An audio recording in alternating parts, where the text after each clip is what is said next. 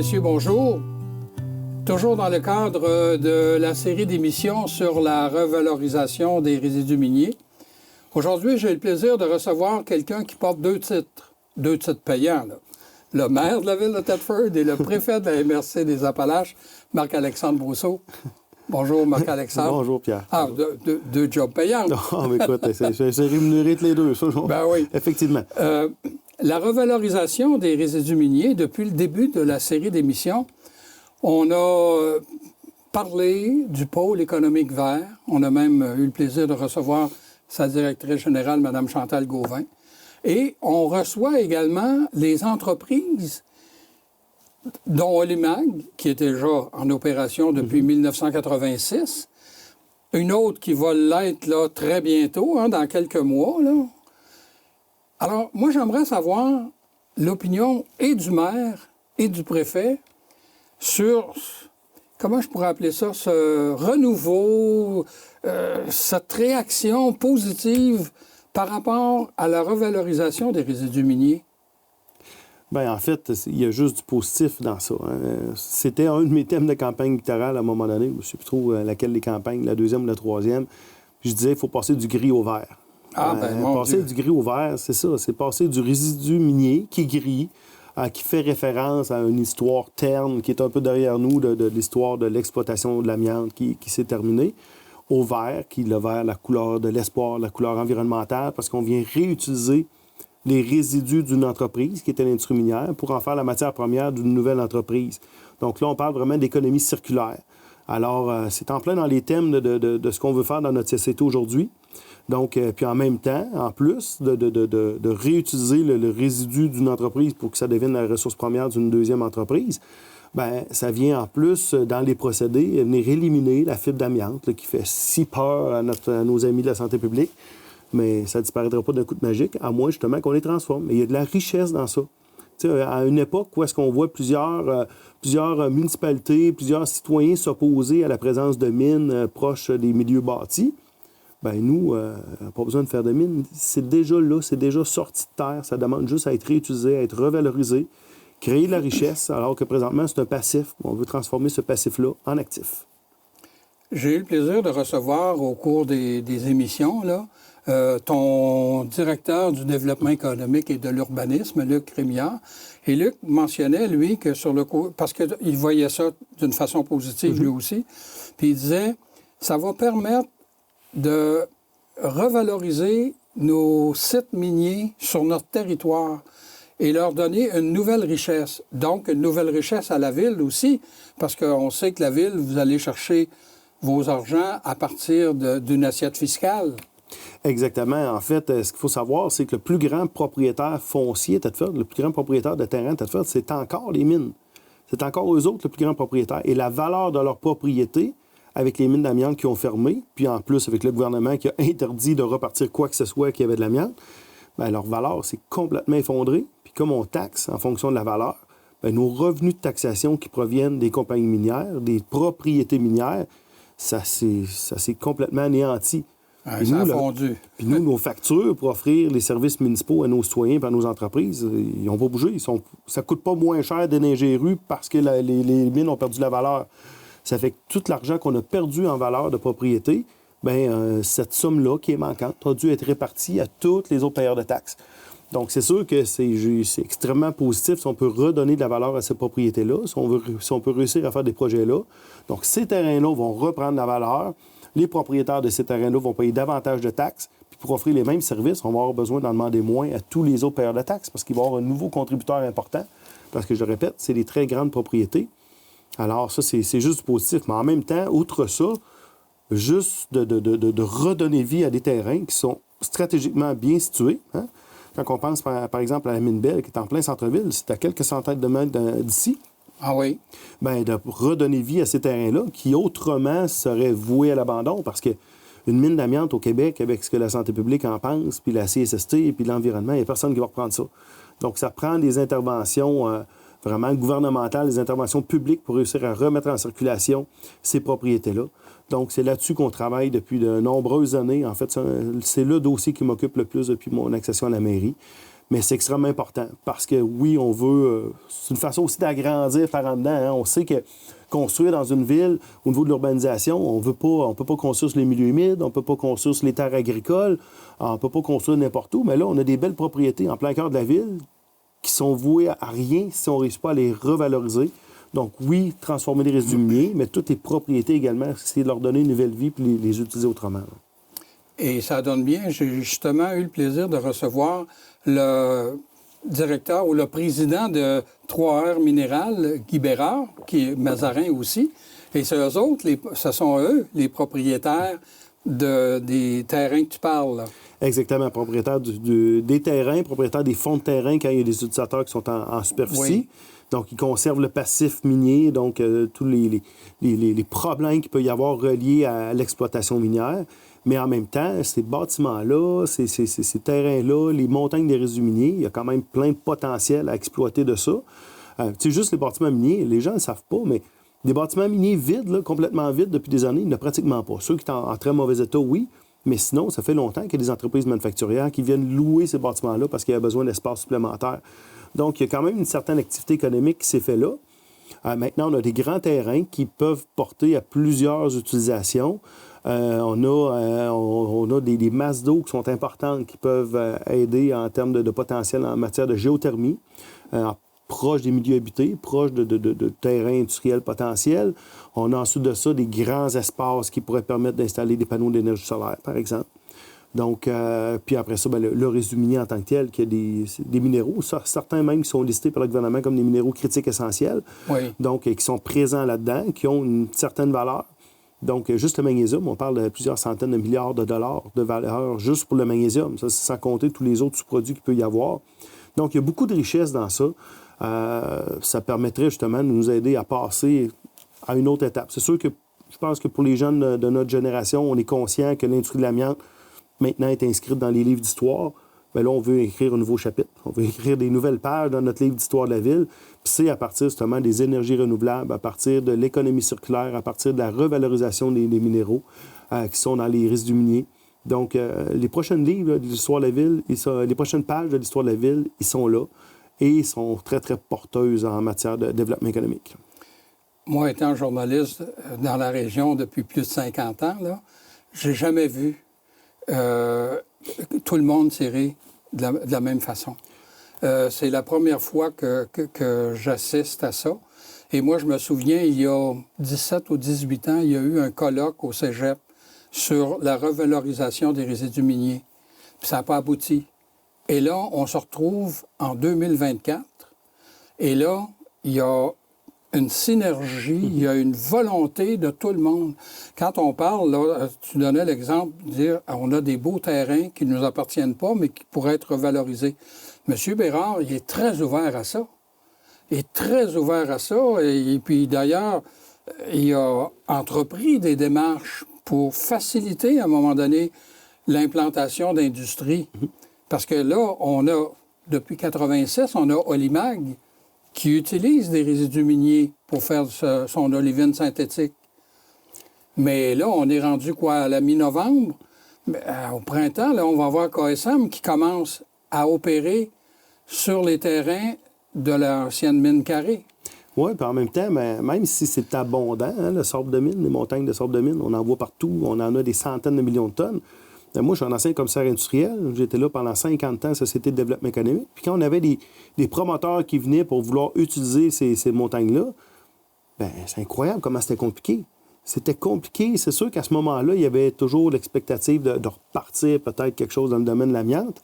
Là, aujourd'hui, bien, c'est clair, ça ne repartira pas. Les deux paliers de gouvernement ont passé des lois. Ils interdisent absolument qu'on produise, qu'on exploite tout ce qui traite de l'amiante, qu'on transforme les produits qui contiennent de l'amiante. Donc, c'est nécessairement autre chose qui va se passer. Je ne sais pas si c'est ça qui a facilité qu'on passe à un autre niveau, mais pour vrai, pendant des années, les terrains étaient là, les bâtiments étaient là, le résidu minier était là.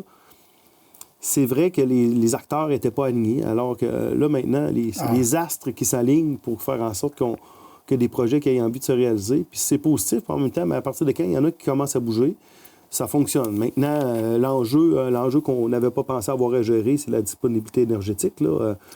C'est incroyable. Cette histoire-là, c'est incroyable. Il y a quelques années, on se faisait dire qu'il y avait des surplus énergétiques à Hydro-Québec. Puis quelques années plus tard, je ne sais pas si c'est le gars qui s'occupait de la planification de la production chez Hydro-Québec qui a perdu sa job, là, mais il devrait, là, parce que là, quelques années plus tard, il manque d'énergie pour tout le monde. On a officiellement des projets déjà qui se sont fait dire non, vous n'aurez pas d'énergie, revenez nous voir dans quelques années.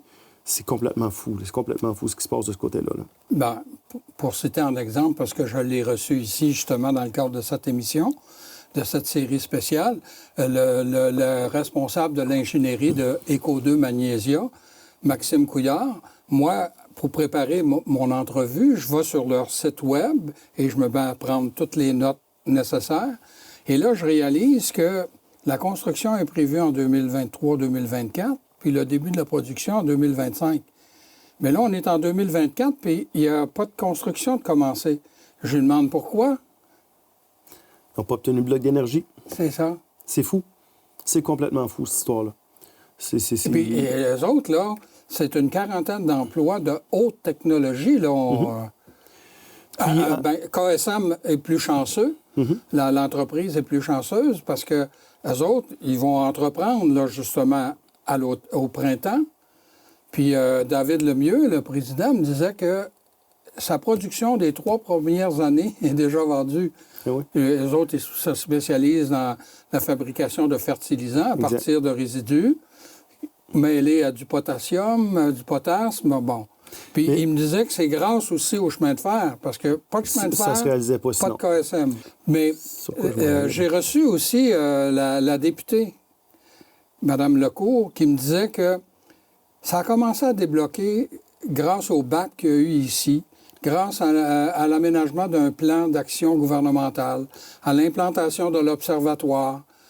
Et il y en a plusieurs qui m'ont mentionné dans les entrevues que j'ai faites, notamment Mme Gauvin, qui est la directrice du pôle économique. J'ai même eu le plaisir de recevoir là, de Sigma DevTech, M. Paul Boudreau, là, qui est un accélérateur de technologie environnementale. Puis ils m'ont dit qu'au niveau gouvernemental, la mentalité a changé. On peut se permettre maintenant de parler de résidus miniers d'amiante. Ouais, c'est ça sûr fait moins peur. Mais ça fait en sorte qu'il y a des gens qui se parlent, le BAP. Là, ça a pris cette forme-là. Est-ce que ça aurait pris d'autres formes? Je ne sais pas. C'est sûr qu'avant ça, on dirait que les gens, il y avait vraiment une espèce de tabou. Effectivement, ils voulaient pas... il n'y avait pas moyen de parler d'amiante au Québec pendant quelques années, là. Donc là, mais le BAP a quand même mis beaucoup de contradictions en lumière, là. Disons qu'il y a certains responsables d'organismes gouvernementaux qui ont passé un mauvais quart d'heure au BAP. Donc là, on espère que là, avec l'Observatoire national sur l'amiante qui a été créé, qu'on va être en mesure de mieux comprendre ce qu'on peut faire, ce qu'on peut pas faire, puis que ça soit basé sur quelque chose de sérieux, parce que c'est pas super sérieux ce qui s'est passé dans les dernières années dans ce domaine-là, là. Mais sinon, aussi, ce qu'il faut comprendre aussi qui est intéressant avec des entreprises qui peuvent s'implanter, c'est qu'il y a quand même un écosystème ici par rapport au monde minier. T'sais, on a quand même le cours de technologie minérale. Fait que quand on parle d'entreprises qui ont besoin d'employés, bien, on en forme de ces employés-là. Puis c'est intéressant pour des jeunes et moins jeunes, parce qu'on n'a pas obligé d'avoir 18 ans pour aller enseigner, aller étudier en technologie minérale. Mais souvent, ces gens-là, puis en tout respect pour mes collègues maires qui viennent du nord du Québec, sont habitués dans leur métier d'aller travailler très, très loin. Mais là, ils vont être capables d'avoir des emplois de qualité en plein cœur du Québec, là, en plein milieu du trafic, là, comme on peut dire, là, proche ici dans notre région à nous, donc sans être obligé de s'expatrier vraiment très loin. Alors, c'est vraiment des emplois qui peuvent être très attrayants. Donc, avec le Cégep, avec le Centre de recherche Coalia, qui traite de technologie minérale aussi, avec les entreprises qui sont en train de s'installer, il y a vraiment un écosystème qui est vraiment intéressant à mettre en place et à encourager, là. Au niveau de la MRC, parce que là, je parle au préfet aussi, c'est quoi l'implication de la MRC pour faciliter, favoriser l'essor de tout ce qui s'en vient, là? Bien, c'est sûr que la MRC, comme la Ville, on fait des démarches politiques pour appuyer toutes ces questions-là. On se souvient aussi que la Société de développement économique maintenant relève de la MRC, donc tout le bras économique régional appuie les promoteurs qui peuvent avoir des projets dans ce sens-là. Donc, on met les gens en relation, on s'assure de pousser les gens aussi vers notre centre de recherche, pour bénéficier des informations qui ont déjà été acquises aussi. de mettre en contact avec les propriétaires des sites, les propriétaires des résidus miniers. Donc, on essaie d'être des facilitateurs pour les projets qui peuvent arriver dans le coin. Donc, l'idée, c'est d'en échapper le moins possible, puis c'est de faire en sorte que tout ça avance, parce que le potentiel est immense. C'est de la belle richesse qu'on peut créer dans le coin, des beaux emplois qu'on peut créer dans le coin, de qualité. Alors, le milieu politique, c'est à ça qu'on sert, hein, c'est d'essayer de faire en sorte que les projets se réalisent. Et il y a des avancées concrètes, là. Il y a on le voit déjà avec KSM, qui est sur le point de démarrer. Il y a Eco2 Magnésia, qui était prêt à démarrer, mais qui n'a pas eu ses blocs d'énergie. Mais on a d'autres promoteurs qui tournent autour, on laisse les promoteurs annoncer eux autres même leurs projets, mais il y en a certains qui l'ont fait de façon un peu plus publique que d'autres, là. Mais que ce soit en matière de transformation de résidus miniers ou en matière de captation carbone, il y a plusieurs projets qui peuvent être intéressants, qui ont des belles vertus environnementales, qui vont être bons pour la société. Et bon pour la société, ça ne veut pas dire qu'ils n'ont pas besoin d'électricité. Ouais. Ça fait qu'on n'a pas besoin qu'Hydro-Québec soit le frein à nos projets de développement économique et à nos projets qui sont bons pour l'environnement. Oui. Tantôt, on parlait également que la revalorisation des terrains par l'embellissement de ces terrains-là. Et on a déjà des exemples concrets avec Biogénie, qui était mieux connu auparavant sous le nom de Englobe, là. Ouais. Mais ils sont implantés ici dans la région. Ils ont même un potentiel, je pense, ils ont une quinzaine d'employés qui travaillent à temps plein ici dans la région, Biogénie. Puis Daniel Deschênes me donnait comme exemple KB3, tout le beau parc qu'il y a à la droite. Là, avec, ils ont fourni du matériel pour aller. C'est eux autres qui l'ont fait. Ils l'ont fourni gratuitement. Je pense qu'il faut le noter aussi. Mais oui, c'est intéressant ce qui se fait là. Moi, je fais partie de ceux, par exemple, qui disent tant mieux, on crée de l'activité économique pendant ce temps-là, puis on fait travailler du monde. Mais moi, ce que je veux, c'est qu'on transforme le résidu minier qui est en dessous. Là. Oui. Donc là, c'est sûr qu'ils vont en mettre beaucoup sur du stérile, alors tant mieux. Puis je ne m'inscris pas non plus dans ceux qui trouvaient ça laid. Moi, il y en a des gens qui trouvent ça bien laid, puis il faut absolument reverdir ça. Moi, à mon avis, c'est bien d'avoir un paysage qui est différent à offrir aux yeux de nos visiteurs. Je pense que ça témoigne très, très bien de l'histoire de notre région. Alors, c'est correct de créer un peu d'activité avec ça, là, mais moi, c'est pas à tout prix qu'il faut mettre du verre partout, là. Si toutes les villes, si toutes les régions au Québec se ressemblent, à quoi ça sert, hein? D'avoir un paysage qui nous est unique, là, moi, je vois ça d'un très bon œil aussi. Malgré tout, si on va voir le beau lac qu'il y a à la BC, là, quand on regarde juste en haut, on vient de gagner une forêt, là. Et c'est Biogénie, ça. Exactement. On vient de gagner une forêt, là. Oui, c'est correct de mettre de la végétation parce qu'en même temps, c'est des îlots de chaleur, là, ces tas de résidus miniers-là. Donc, ça a du positif, absolument. Mais j'ai hâte vraiment qu'on focus davantage sur la transformation des résidus miniers. Donc, ces résidus miniers-là vont disparaître, puis après ça, on pourra réhabiliter les sites aussi, là. Mais, comme on disait tout à l'heure, M. Bérard fait preuve d'une belle ouverture par rapport aux entreprises qui veulent s'implanter dans la région. Il y a une entreprise que je n'ai pas encore eu le plaisir de rencontrer, là, son président, M. Dufresne, Exterra Solutions Carbone, mais eux autres aussi, ils s'en viennent là, ici, là. Oh oui, je pense on a quand même des sites particuliers. Hein. Ceux qui magasinent ce genre de site-là n'ont pas 50 adresses, n'ont pas 50 portes où cogner, là. Donc, on a des gens vraiment qui démontrent l'intérêt pour nos sites. Donc, nous, notre travail, c'est de les accompagner, c'est de les aider à faire des démarches pour être capable de financer leurs projets. Puis, il y a des enjeux de réglementation aussi. Donc, on les accompagne là-dedans. C'est pour ça que le plan d'action amiante qui a été mis en place par le gouvernement, je m'implique activement là-dedans parce qu'il y a vraiment des choses qui n'ont absolument pas de bon sens, qui se sont décidées dans les dernières années puis qui ont été réglementées par rapport à l'amiante. Donc, mon travail à moi, c'est de rendre ça un peu plus intelligent et logique. D'ailleurs, il y en a plusieurs dans la région qui se sont payés la traite quand il y a eu les audiences du BAP ici. À l'époque, c'était le maire de Kenners Mills, Paul Vachon, qui était le préfet. Ouais. Et moi, là, assis dans la salle puis l'écouter, là, il y en a quelques-uns en avant qui se sont fait brasser la cage, c'est le cas de dire, là. C'est sûr que je le disais tantôt, là, il y a certains organismes gouvernementaux qui n'ont pas trouvé ça super agréable parce qu'en fait, quand ils se faisaient questionner à savoir pourquoi ils avaient pris telle ou telle décision, pas capable sur quoi ils s'étaient basés, il n'y avait aucune justification. Aucune justification. Puis là, on est pris un peu avec ça. Puis le gouvernement nous demande d'avoir des justificatifs maintenant pour revenir en arrière sur les décisions qui ont été prises. Puis c'est pour ça que l'Observatoire national sur l'amiante a été créé. Donc, on mise beaucoup d'espoir sur le sérieux de cet observatoire-là pour qu'il y ait des études qui rejoignent nos besoins, qui se fassent pour pouvoir démontrer que la législation, la réglementation qui est en place n'est pas adéquate, est exagérée par rapport aux besoins du milieu, par rapport à la santé et sécurité des gens.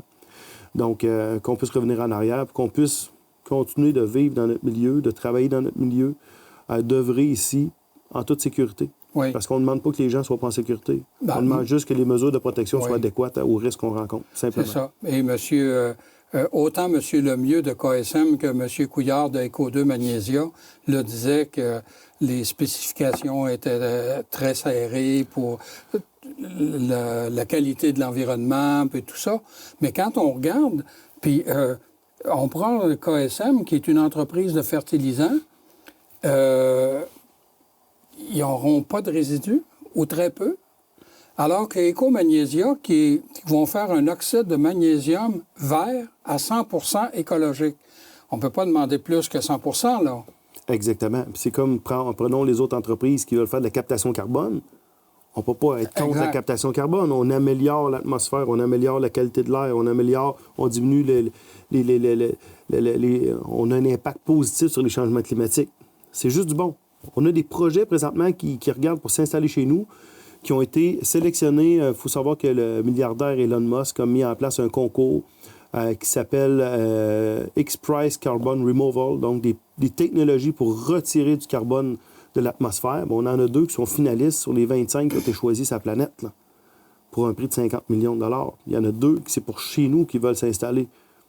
Alors, il va falloir qu'Hydro-Québec soit capable de brancher ces projets-là. S'ils gagnent un prix mondial pour l'environnement, j'espère qu'on va être capable de les brancher. Et pas juste favoriser des entreprises de l'extérieur. Exactement, Ouais. parce que... Puis où est-ce que j'ai jamais de gêne aussi, c'est de dire, si présentement, il n'y a pas de mine d'amiante qui opère, c'est parce que le gouvernement l'a choisi, c'est pas l'industrie de l'amiante qui s'est effondrée seule. Les paliers de gouvernement ont pris la décision de fermer cette industrie-là. Les 2 paliers de gouvernement ont une responsabilité dans notre milieu à faire en sorte qu'on se relève de ça.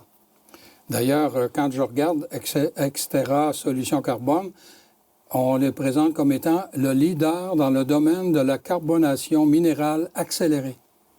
J'ai hâte de recevoir M. Dufresne pour qu'il m'en parle d'une façon plus approfondie. Oui, ça ne sera pas moi, là, parce que même si mon père était prof de chimie, je ne vais pas rentrer trop en détail là-dedans. Là, moi, je le lis, là, parce que, comme je te disais tout à l'heure, je vais sur les sites et puis je prépare mes entrevues en fonction de ce qui est écrit sur leur site web. Là, et puis, j'ai retenu cette phrase-là qui est assez révélatrice de ce qu'ils vont faire quand ils vont venir s'installer chez nous. Effectivement, pour connaître un peu le procédé, là, sans pouvoir l'expliquer trop en détail, je pense que ça résume assez bien qu'ils vont capter le carbone puis le minéraliser, faire en sorte de le neutraliser, en fait. Là. Parce qu'on peut dire que Olimag donne l'exemple d'une entreprise qui utilise des résidus miniers d'amiante. Depuis des décennies. Depuis 86. Ils testent leurs travailleurs tous les 5 ans. Puis ça opère. Puis ça opère. Et puis, ils n'ont pas de problème. Comme n'importe quelle entreprise, on a tout le temps des petits problèmes. Comme une ville a toujours des petits problèmes. Mais ils ne sont pas confrontés à une psychose parce qu'ils utilisent des résidus d'amiante. Bien, je pense que ça démontre qu'on est capable. Dans le fond, je reviens toujours à la même chose. Que ce soit pour mes employés à moi, à la ville, qui ont à entrer en contact avec des résidus miniers ou une entreprise manufacturière, ce qu'il faut, c'est comprendre quels risques on rencontre, de quelle façon on peut contrer ce risque-là, quelles mesures de précaution on doit prendre, sans prendre des mesures de précaution exagérées et sans prendre des mesures de précaution qui ne sont pas suffisantes. Oui. C'est quoi la mesure de précaution adéquate à prendre en fonction du risque qu'on rencontre? Là, présentement, on est dans une situation où est-ce que la santé publique exagère, nous demande que ce soit une tolérance zéro, demande un devoir de précaution poussé à l'extrême. En fait, la COVID a permis à bien du monde de comprendre que la santé publique parfois exagère. Nous, ici, on le savait parce que ça fait un bout de temps qu'on les a dans les pattes avec le dossier de l'amiante. Mais là, maintenant, avec la COVID, je pense que le gouvernement a compris qu'il ne pouvait pas tout le temps suivre tout ce que la santé publique disait. Bien, on espère qu'il l'aura retenu pour le dossier de l'amiante. Oui. Parce qu'on a vu des dossiers, je prends l'agrandissement de la coopérative funéraire, qui ont été obligés de faire des travaux imprévus, alors que tout ce qu'il y avait à faire, c'était de mettre un recouvrement d'asphalte. Exactement. Ça a coûté, si je me souviens bien, là, puis je ne vais pas parler au nom des gens de la coopérative, si je me souviens bien, il avait prévu de faire une chapelle, ça a coûté la chapelle. Il n'y a pas de chapelle parce que c'est parti d'un frais excédentaires reliés à l'amiante. Ah oui, ça a failli compromettre le projet. C'est à cause du stationnement. Il restait juste à mettre de l'asphalte par-dessus. Là. Il n'y a personne qui serait allé respirer sur abdomen qui est 12 pouces en dessous de l'asphalte. Oui. Ça n'a aucun sens. Donc, on s'en va du gris au vert. On s'en va du gris au vert et Thetford va devenir une plaque tournante de ce qui se passe en matière d'environnement par toutes nos énergies renouvelables et l'économie circulaire qui peut se passer ici. Bien, merci beaucoup, Marc-Alexandre. Merci de m'avoir reçu. J'avais le plaisir de recevoir le maire de la ville de Thetford et préfet de la MRC des Appalaches, Marc-Alexandre Brousseau. Je vous invite à nous revenir la semaine prochaine.